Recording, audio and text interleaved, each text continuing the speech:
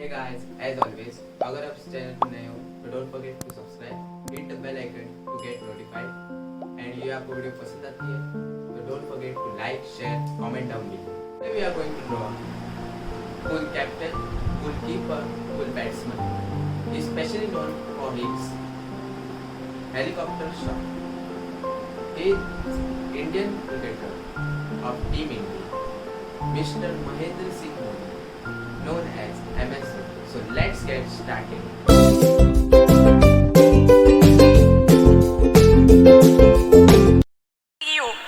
Your fans look upon you as their hero. So what's a message that you want to give to them? Well, personally, if you ask me, I feel, you have to be honest in life. You have to be honest to yourself. You have to be practical. You have to take risk in life, but at the same time, you have to be calculated. You can't just say, okay, I took a risky option at some point of time. You have to be ready for the kind of talent that's really needed to achieve what you want to achieve. But at the same time, you have to take risk in life. So for me, being honest in life is very important. Hard work that you have to put, irrespective of what your profession is. The hard work, the honesty, respecting the elders, which I feel is the key. If you don't respect the elders, be it your parents or be it anyone, it becomes very difficult to be successful in life. Being humble, try to be, when you enter, let's say, any big building, right from the first man you meet to maybe the managing director, you have to be the same to each and everyone. So that's what life is all about. Go through the difficult periods, fight it out, but if you can do it with a smile, that you'll become part of maybe the 5% persons, who can actually do it. Because at times we crib about life, about the tough period, but what's important is to go through it's a tough period that actually make you a better human being. Now we understand that you're not only handsome from outside, but from inside too, Mr. Dhoni. You are handsome from inside too.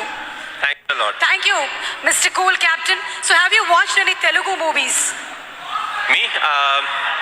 Okay, if I say the wrong name, don't really scold me. But a few years back, I watched Aparijit. I believe it was in Telugu, if I'm not wrong. I saw the whole subtitles, and last year Bahubali I saw, and I just loved it. It was a fantastic movie. We are waiting for the sequel, of course. But yes, the last one that I watched was Bahubali. Of course, it was dubbed in Hindi also, so it was slightly easier. But I feel in South there are a lot of very good actors, and there are a lot of very good movies that are made in South, and you can actually see a lot of remake getting done in the Bollywood. So the people over here, they have got some nice stories. They act well, they direct well, and the fans are fantastic, which is very important, because you need the fan base to make a movie of that scale, and then when it gets appreciated, you push to make better ones. And talking about Sushant Singh Rajput, he's put his heart and soul into the movie. He looks exactly like you, he's behaved like you, and we can see the helicopter shot here. So how was it watching for the first time the trailer? How did you feel? Yes, he looks exactly like me. He has played close to 9 months of cricket. He's practiced 2.5 hours every day. So the most difficult part was to enact the cricketing shots, and I feel he's a very good actor. So when it comes to doing all the stuff that I do, I knew he would easily achieve that. The only thing was, he asked me too many questions as to what goes in my mind to really get into the character. So that part was difficult, but other than that, I feel he has done a brilliant work, and it's all his hard work that's actually showing on the screen. One last question, Mr. Dhoni. It's been 9 years since India won the T20 World Cup. So, how does it feel? It was a very special day. The reason being, the 2007 50 over World Cup, we had not done well. So immediately, more often than not, you don't get a chance to some extent redeem yourself. We were all very disappointed with the performance, so we wanted to make this World Cup special, which was the T20 World Cup, and I'm glad the team performed to the potential. We went there, we expressed ourselves, and it took everything in our stride, and that I feel is very important, because it's not literally a script that you have to follow, when it comes to the tournament. So you have to be adaptive, you have to be responsive, and I just feel it was a big turning point for us, as cricketers, because from there on we definitely saw a lot more ups and downs in cricket, but more often than not we were on the winning side, and that I feel was definitely the changing point. You are a great influence on the youth. You are a great inspiration to the youth. Thank you so much, Mr. Dhoni, for answering our questions. मैंने ये नहीं सोचा था कि मैं cricket खेलूंगा या मैं अपने देश के लिए क्रिकेट खेलूंगा।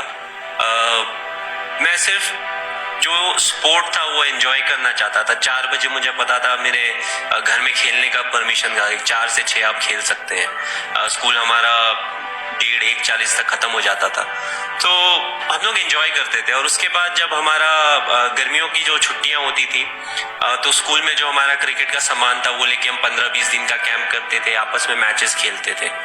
तो सब कुछ धीरे धीरे अच्छा होता चला गया। एक ब्रेक मिला जिससे मैं अंडर 16 और अंडर 19 डिस्ट्रिक्ट खेला। उसके बाद अपने डिस्ट्रिक्ट को मैंने रिप्रेजेंट किया, तो फर्स्ट क्लास क्रिकेट में भी मुझे चांस मिल गया। तो मैं हमेशा बहुत आगे की नहीं सोचता था। मैंने कभी ये नहीं सोचा कि मैं इंडिया के लिए खेलूंगा।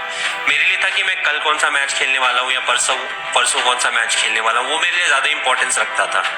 और इस तरह की सोच ने मुझे बहुत ज्यादा हेल्प किया, क्योंकि मैं बहुत ज्यादा एक्सपेक्टेशन नहीं रखता था।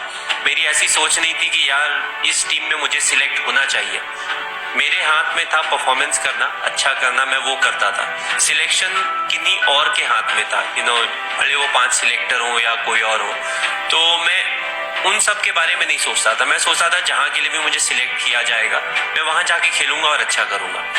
और फिर एक बार जब आप इंडिया रिप्रेजेंट कर रहे होते हैं तो आई थिंक मोटिवेशन की कमी नहीं होती है, कि बहुत कम लोग होते हैं जो अपने देश को रिप्रेजेंट कर रहे होते हैं, चाहे वो किसी भी प्रकार का स्पोर्ट हो, किसी भी प्रकार का प्लेटफॉर्म हो। तो दैट इटसेल्फ हमें इतना मोटिवेट करता है कि हम जब इंडिया के बाहर जाते हैं तो हम कोशिश करते हैं कि हम अच्छा परफॉर्म करें, but at the same time हम प्रोसेस पे ज्यादा रियलाइज करते हैं कि क्या क्या चीजें हैं जिसके कारण हम यहाँ पे सक्सेसफुल हो सकते हैं। तो आई थिंक मोटिवेशन की कभी कमी नहीं हुई, बट ये मैं जरूर बोलना चाहूंगा कि मैंने कभी सोचा नहीं था मैं देश के लिए खेलूंगा, बट अल्टीमेटली मैं खेल रहा हूँ और हमारी टीम अच्छा कर रही है। तो बहुत ही प्राइड वाली बात है कि आप एक ऐसे स्ट्रीम में आप अच्छा कर रहे हो जिसमें आपका पैशन था, जो आप सदा अच्छा करना चाहते थे। ऑफ कोर्स लेवल्स अलग होते हैं, पहले मैं डिस्ट्रिक्ट के लिए खेलता था, फिर मैंने स्टेट के लिए खेला और फाइनली कंट्री के लिए खेला। देखिए ऐसा कोई हमारे पास रेसिपी तो होता नहीं है कि इतना नमक, इतना गरम मसाला डाला तो ये खाना इतना स्वादिष्ट हो जाएगा। तो जो हमारी टीम के प्लेयर्स हैं उन्होंने बहुत अच्छा किया है। सबने कंसिस्टेंटली परफॉर्म किया है और प्रैक्टिस में बहुत मेहनत किया है। जहाँ जहाँ उनका वीकनेस था उन एरियाज में उन्होंने इम्प्रूव किया है। ऐसा नहीं कि सिर्फ हमने अच्छा ही किया हो। एक समय था 1 साल 1.5 साल पहले जब हमने बहुत अच्छा नहीं किया था, तो उस समय हमने ये रियलाइज किया कि बाकी जो टीमें होती हैं वो भी अपने देश को रिप्रेजेंट कर रही होती हैं, वो भी चाहती हैं वो अच्छा करे। तो ऐसा सिचुएशन आएगा जब हम अच्छा नहीं करेंगे, बट एक जो कैरेक्टर की बात होती है वो तब सामने आती है जब आप थोड़े खराब सिचुएशन में या टफ सिचुएशन से गुजर रहे हो। उसके बाद आप किस तरीके से सामने आते हैं और किस तरीके से आप वापस अच्छा परफॉर्म करते हैं, उससे एक टीम का रियल कैरेक्टर पता चलता है। और उस सीरीज के बाद, उन 2 सीरीज के बाद हमने वापस आए, हमने थोड़ा सा वर्क किया जो एरियाज में हमें करना था, और उसके बाद हमने अच्छा परफॉर्म भी किया। ऑस्ट्रेलिया के साथ हमने अच्छा किया, फिर चैंपियंस ट्रॉफी जब हम गए तो वहाँ हमने बहुत अच्छा परफॉर्म किया। मुझे पता है कि मैं जिस नंबर पे अभी बैटिंग करता हूँ उस नंबर पे अगर टीम ने अच्छा किया और मैंने भी अच्छा किया सेम दिन, तो मैं 40, 45 या 50 रन से ज्यादा नहीं बनाऊंगा, क्योंकि ऊपर के बैट्समैन भी रन बनाएंगे तब मेरा चांस आएगा। और अगर मैं ये सोचता हूँ कि मैं आज 100 बनाऊं तो फिर 100% है कि टीम का 20 या 25 रन पे 5 विकेट गिरना चाहिए, तभी मेरे 100 रन बनेंगे, जो कि मैं कभी नहीं चाहता हूँ। तो हम लोग आगे के लिए सोच रहे हैं, फ्यूचर के लिए सोच रहे हैं। 2015 में जो हमारा नेक्स्ट वर्ल्ड कप है उसके लिए हम टीम बना रहे हैं। हम चाहते हैं कि जो हमारे यंग नए प्लेयर्स हैं उनको जितने ज़्यादा मैचेस मिल सकें, जितनी ज़्यादा उनकी ट्रेनिंग हो सके, एग्जैक्ट सिचुएशन में जैसा वो फेस करेंगे एक मैच में, उतना हमारे लिए अच्छा है। ऐसा नहीं है कि वर्ल्ड कप में जाएं उस समय हमारे ऊपर प्रेशर आ गया और जो एक्सपीरियंस बैट्समैन है वो अगर आउट हो गए तो हमें उस समय ये नहीं सोचना चाहिए कि यार एक साल पहले से हमें ऑल दीज यंगस्टर्स जो हैं इनको चांस देना चाहिए था तो आज हमारे लिए अच्छा होता। तो ये सोच हम नहीं लाना चाहते हैं। We want to be very prepared. हम पूरी तरीके से जितना हो सके उतनी यहाँ प्रैक्टिस और मैचेस सब इंडिविजुअल्स को देना चाहते हैं ताकि जब एक वर्ल्ड कप प्रेशर सिचुएशन में उनके ऊपर प्रेशर आए तो वो अच्छे से रिएक्ट करें और इंडिया को मैच जीतें। थोड़ी मुश्किल होती है क्योंकि हम लोग साल में ज़्यादातर टाइम क्रिकेट खेल रहे होते हैं, तो जो 2 सीरीज होती है उसके बीच में बहुत समय नहीं मिल पाता है कि हम कहीं पे जाके किसी के साथ इंटरेक्ट कर सकें। तो मैं ये कोशिश करता हूँ कि अगर उस जगह कोई कैंट एरिया है स्पेशली तो वहाँ पे जाऊँ, जवानों से मिलूँ, थोड़ा सा समय उनके साथ बिताऊँ, क्योंकि मुझे भी बहुत ज़्यादा उनसे सीखने को मिलता है। जो टीम वर्क की बात होती है उसमें मुझे ज़्यादा आप बोल सकते हैं कि हेल्प मिलता है। एंड काफ़ी इंडिया के स्टेडियम ऐसे हैं जहाँ पे अगर आप जाएं और वहाँ पे मैच हो रहा है, जनरली हम 2-3 दिन वहाँ पे रहते हैं, तो कोई ना कोई कैंट एरिया ज़रूरी मिल जाता है, चाहे वो अहमदाबाद हो, चाहे वो कोई और दूसरी जगह हो, या इनफैक्ट जब मैं रांची जाता हूँ तो दीपाटोली कैंट बहुत पास है, या रामगढ़ भी जा सकते हैं। तो आई थिंक उस तरीके का थोड़ा अनऑफिशियल विजिट होता है। और ऑफ कोर्स जब थोड़ा लंबा ब्रेक मिलता है, 1 या 1.5 महीने का ब्रेक मिलता है, तो we try to do something. हम अप्रूवल के लिए भेजते हैं। ऑफ कोर्स आर्मी में सब चीज़ आसानी से नहीं होती है कि अप्रूवल लेना पड़ता है, सब कुछ प्रोसीडियर से चलता है। तो आई थिंक अगर सब चीज़ें सही लाइन पे अगर चलती है तो फिर हम ज़्यादा टाइम बिता सकते हैं। बट ऐसा नहीं है कि जब हम क्रिकेट खेल रहे हो और टाइम की थोड़ी कमी हो तो हम लोगों से जाके नहीं मिलते या जवानों से जाके नहीं मिलते। जैसा कि मैंने बोला, आर्मी में सब कुछ एक प्रोसीडियर से होता है। तो सबसे बड़ी प्रॉब्लम है जो पैरा जंप्स के लिए एक साथ जो डेट्स चाहिए, आपके लिए वो शायद 10 दिन होगा, बट मेरे लिए वो 25 दिन है, क्योंकि हर चीज़ 4 बार होगी। उसके बाद मुझे फाइनल अप्रूवल मिलेगा। चाहता हूँ कि मैं ये प्रॉपर ट्रेनिंग करूँ, और ये है कि मुझे एडवांस में टाइम देना पड़ेगा, अभी से बताना पड़ता है, जो कि थोड़ा मुश्किल होता है कि एक साथ 25 दिन मेरे पास कब है, क्योंकि मुझे क्रिकेट भी खेलना होता है। तो अगर अभी नहीं हुआ, जब तक मैं क्रिकेट खेलता हूँ, तब फिर जैसे ही मैं क्रिकेट छोड़ूंगा उसके बाद मैं कंप्लीट करूंगा। बट 100% है कि मैं ये ट्रेनिंग ज़रूर करना चाहूँगा, बिकॉज बीइंग अ पैराट्रूपर, अगर आप पैरा जंप्स नहीं करते हैं तो you are not really a paratrooper. So मैं करना चाहूँगा। हालांकि ये भी मैं बोलना चाहूँगा कि हाइट से मुझे थोड़ा डर लगता है, बट आई थिंक वो यूनिफॉर्म का जॉब रहेगा कि वो डर निकालना मेरे से। ऑफ कोर्स अगर आप सही ट्रेनिंग करते हैं तो फिर किसी भी तरीके का डर आपके अंदर रहता नहीं। वेल एज आई सेड, मैंने बोला मैं चाहता था कि मैं आर्मी में जाऊं, बट अगर आप रियलिस्टिकली आज के कल्चर में देखें तो काफ़ी दूसरे प्रोफेशन हैं जो इंडिया में अवेलेबल हैं। काफ़ी लोग हैं जो दूसरे प्रोफेशन को ऑप्ट करते हैं compare to going into the army, but at the same time ऐसे लोग भी हैं who want to come to the army. So बहुत ही हाईली मोटिवेटेड इंडिविजुअल्स आपको यहाँ पे बैठे हुए मिलेंगे।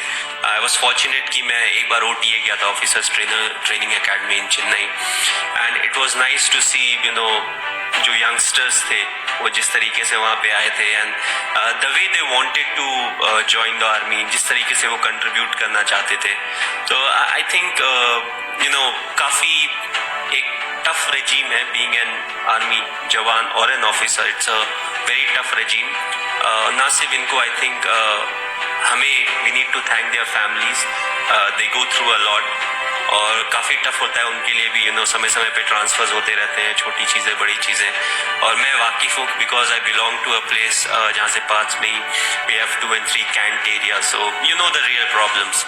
और also I feel to end I would like to say something, whether I don't know whether I should say it on camera or not, but India में ऐसा कल्चर आ गया कि हर कोई चाहता है भगत सिंह पैदा हो, but all of them want कि ये बाजू वाले के घर में पैदा हो, मेरे घर में पैदा ना हो। हमें चाहिए कि ये सोच को हम चेंज करें, and I feel that's why जो कि सेकेंड जनरेशन, थर्ड जनरेशन या फोर्थ जनरेशन आर्मी में है, you know, they have very high regard from my side, because you know it's a tough place to be in, but I think, you know, they're very motivated and they definitely want to do something, prove a point. That's why they're here. So, you know, hats off to all of them.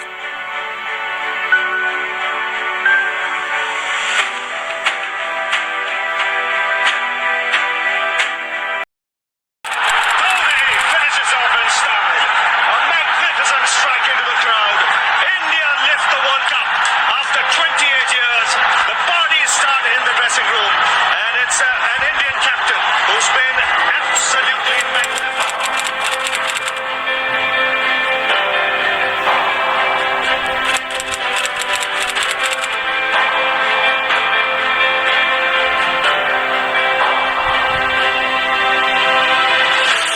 एक रात ऐसी भी मैंने हिंदुस्तान में देखी थी जब दुश्मनों को एक दूसरे से गले मिलते देखा था, चाहे बच्चा हो या बुजुर्ग हो, हर किसी को एक साथ नाचते हुए देखा था।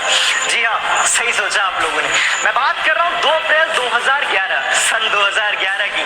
जी हाँ, जब इंडिया वर्ल्ड कप जीता था भारत बनाम श्रीलंका, पूरा स्टेडियम खचाखच भरा हुआ था। शुरुआत में तो लगा कि शायद टारगेट बहुत छोटा है, बहुत ही आसानी से चेस कर लेंगे, लेकिन जैसे ही इंडियन बैटिंग स्टार्ट हुई, हमारे तीनों दिग्गज बल्लेबाज, चाहे वो वीरेंद्र सहवाग हो, मास्टर ब्लास्टर सचिन तेंदुलकर या विराट कोहली, सब एक एक करके धीरे धीरे सब आउट होते चले गए। एक पल के लिए तो हमें ऐसा लगा कि जैसे ये वर्ल्ड कप भी 28 साल बाद भी हमारे हाथ से निकल गया। लेकिन तब बल्लेबाजी करने आए महेंद्र सिंह धोनी, जो कि बहुत अनएक्सपेक्टेड था, बहुत ज्यादा। एक पल के लिए तो मुझे भी ऐसा लगा कि यार युवराज सिंह, जो कि पूरे सीरीज में इतनी कमाल की बल्लेबाजी करते हुए आए हैं, उन्हें ना उतार कर कप्तान धोनी खुद आ गए। लेकिन वो कहते हैं ना कि होनी को अनहोनी करते, वो थे महेंद्र सिंह धोनी, और पूरे देश को उन्होंने ये उम्मीद जगा दी कि अभी भी वर्ल्ड कप हमारे हाथ से गया नहीं है। उसके बाद देखते ही देखते धीरे धीरे गंभीर की वो गंभीर पारी, साथ ही साथ वो कप्तानी पारी जो महेंद्र सिंह धोनी ने खेली, और अंत में ये कमेंट्री। अमीर हो चाहे गरीब हो या किसी मजहब का हो, पर बात सिर्फ ये थी, अगर वो हिंदुस्तानी है तो वो रात किसी दिवाली से कम नहीं थी। जी हाँ, मैं उसी रात की बात कर रहा हूँ, शनिवार का दिन 2 April 2011। Thank you so much Mahendra Singh Dhoni ji, जो सपना हम पिछले 28 सालों से देख रहे थे, वो आज आपने साकार किया था। ऐसा लग रहा था 2011 में दिवाली एक बार नहीं, हमने 2 बार मनाई है। और मैं ये दावे के साथ कह सकता हूँ कि आपके जैसा कप्तान भारत क्या कभी किसी देश को नहीं मिल सकता, चाहे वो चैंपियंस ट्रॉफी हो, टेस्ट विकेट रैंकिंग हो, चाहे वो T20 वर्ल्ड कप हो, हर जगह आपने हमारे देश का नाम सबसे टॉप पर रखा था। कप्तान तो कई आएंगे टीम को जिताने वाले, मगर हर कप्तान के अंदर वो कैप्टन कूल वाला एहसास नहीं होगा। और हाँ, मैच तो हम पहले भी जीतते हैं और आगे भी जीतेंगे, मगर वो 4-5 विकेट गिरने के बाद भी मैच जीतने का एहसास अब दोबारा नहीं होगा। अभी तो बहुत से स्टाइलिश खिलाड़ी आएंगे, पर वो लंबी जुल्फों वाला रांची का लड़का याद आएगा। तूफानी शॉट्स बहुत मारे जाएंगे कि तूफानी शॉट्स तो